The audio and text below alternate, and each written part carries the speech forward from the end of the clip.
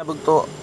So, may ka-clarify lang tayo dito sa may capacitor tester ng analog.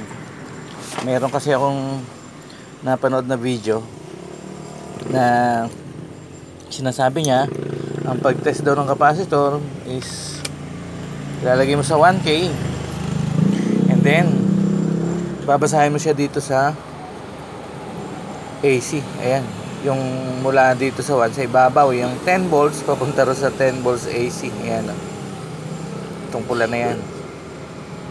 Kasi sabi niya may nakalagay daw na UF. So ganito yan mga idol, mga bugto. Yung taas is for resistance. Yan, itong ibabaw na number sa scale plate, reading for resistance. So ang needle mo kung saan tumigil, yan ang babasahin. Pero dapat ang selector switch mo nasa range ng resistance. Ayan, it's either times 1, times 10, times 100, times 1K. Doon ka magbabasa, hindi dito. Ayan, kasi tinuturo ng iyong selector switch ay sa resistance. So ang babasahin mo dapat sa scale ng resistance. Ayan, yung nasa gitna sa baba, ito nakalagay dyan 250, 50, 10. Pwede mong basahin yan is either sa DC or sa AC. Pwedeng dito, pwedeng dito. Kasi for voltage measurement itong nasa gitna na to, hindi yan pang capacitor. Alright, kung gusto mong basahin ng capacitor, ito sa ilalim pa. Ayan yung kulay black. Yan, tama naman yung tinuro mo eh. May capacitor dyan, microfarad. Pero hindi dito sa ibabaw na to. Ito yung babasahin mo. Pero dapat ang selector switch mo ay nandun sa microfarad. Ayan, oh. Ayan, dapat nandun sa microfarad. At ang kaya niya lang basahin ay hanggang 10 microfarad. Ayan, oh. Hanggang 10 microfarad lang. Malinaw?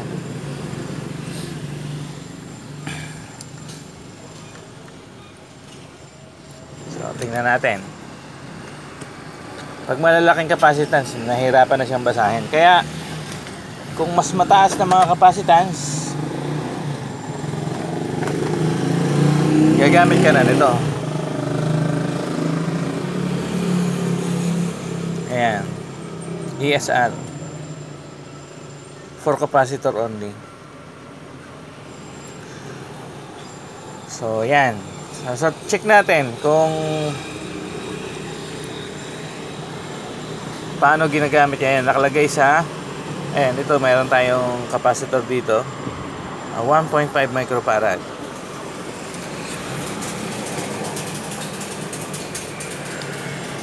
Accuracy muna.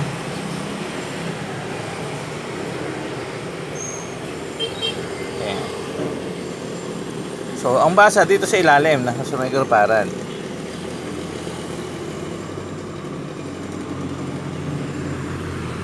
Ayan.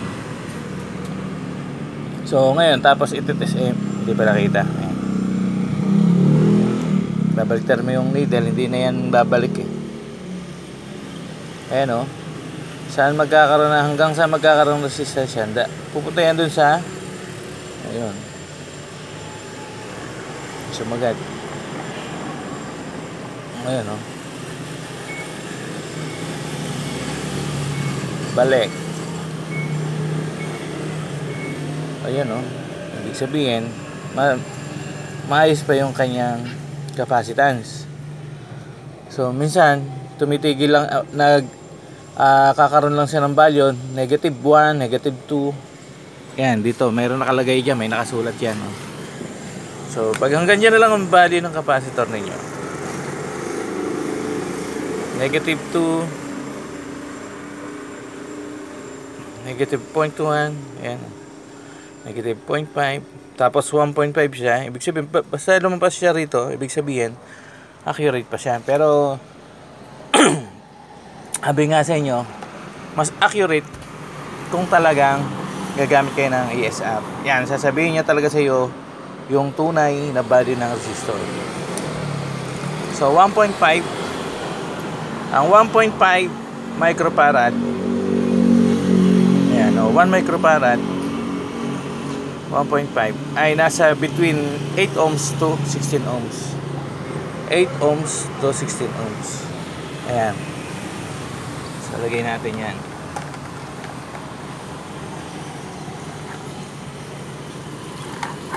So, ito may sarili tayong power supply.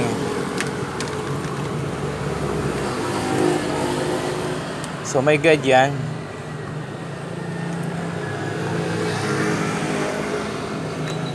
Power supply. On. So, ayan, nag-on na. Green na. Ayan, off. Ayan, on. Tapos, calibrate natin yung needle. Dapat nasa 0.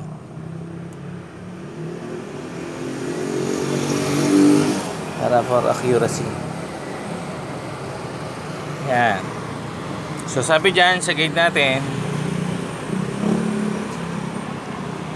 ang 1 microfarad hanggang 1.5 kasi 2.2 na yun malawa. 8 between 8 to 16 ohms.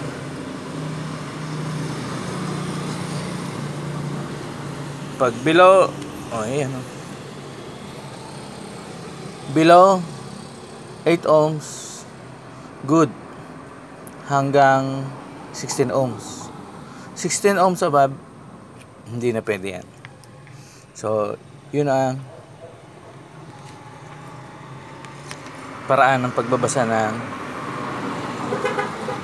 ayan, ibig sabihin, good pa yan. 1.5 microfarad. So,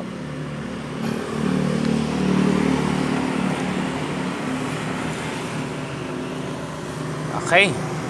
So, malinaw yung paggamit natin ng pagbabasa natin ng analog, mga idol. So, dito binabasa microfarad. Ayan, sa ilalim. Tapos yung selector switch mo dapat andyan din. Ngayon, kung halimbawa battery naman ang iyong susukatin, so dito ka. Kung meron kasing para malaman mo yung accuracy ng battery naman, ito naman yun. Ayan, o. Ayan. Negative, positive. So, saan naman select mo yan? Ito. DCB, NULL. Ayan, o.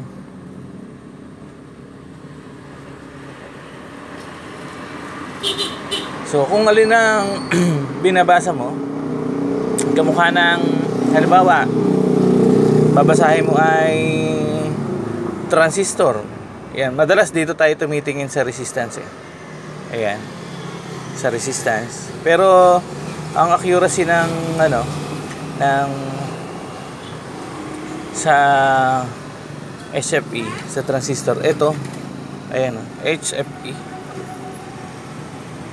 Ayan, kung hanggang saan ang needle, ayan, meron siyang good and then shorted. Ayan. Dito ka naman sa times 10 ka lang. Ayan. Pagka ang transistor mo, dito ka lang sa times 10 na may nakalagay na HFE. So, dito ka naman magbabasa. Ayan, o. Hanggang 1,000. Ayan, yun yung nakasanayan natin dito sa resistance. Okay, yun lang mga idol, mga bugto, magandang araw sa inyong lahat. Sana maunawaan ni sir kung saan binabasa yung, huwag mo na sasabihin na matagal ka ng technician. Yun lang mga idol.